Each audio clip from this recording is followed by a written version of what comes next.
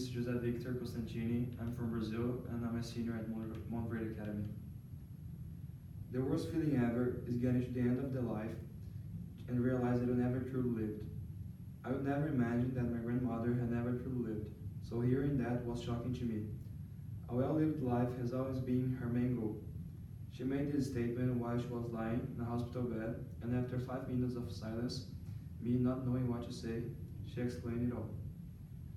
Even in serious conversations, my grandmother always had to add some funny comments.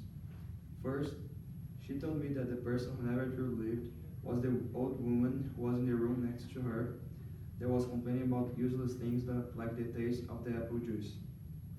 I was confused, but I knew she wanted to tell me some important insights about life, so I waited.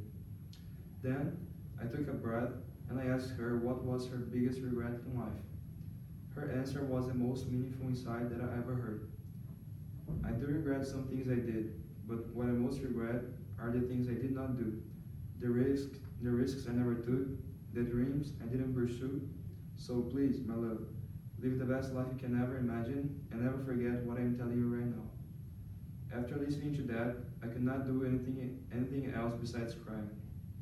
I was not crying because I was sad, but because I was emotional, just like her. Since the day I was born, I always found her to be the best company. My grandmother was the one who made me understand that the world does not wait for those who do not strive to be the best they can be. She encouraged me to be less like most people and to always keep following my dreams. My biggest dreams is to start my own business. While I do not know yet what the company is going to be focused on, I do know that resilience is going to be the base of the business.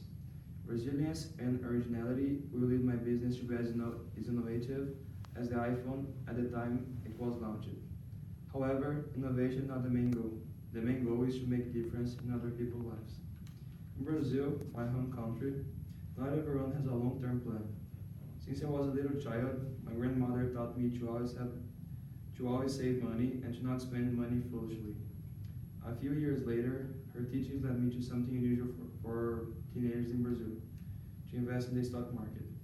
When I was 15 years old, I bought my first stock, which was also my first step to guarantee my early retirement. In the past 2 years, I have continued to delve deeper in my investments and in my studies, which made me realize that I am different than the other people in my age, but not because I invested my money and they did not invest theirs, but because all the rest were not concerned about gaining more knowledge and getting out of their comfort zone. Maybe they did not have the encouragement and the wisdom to pursue their dreams and live their best lives.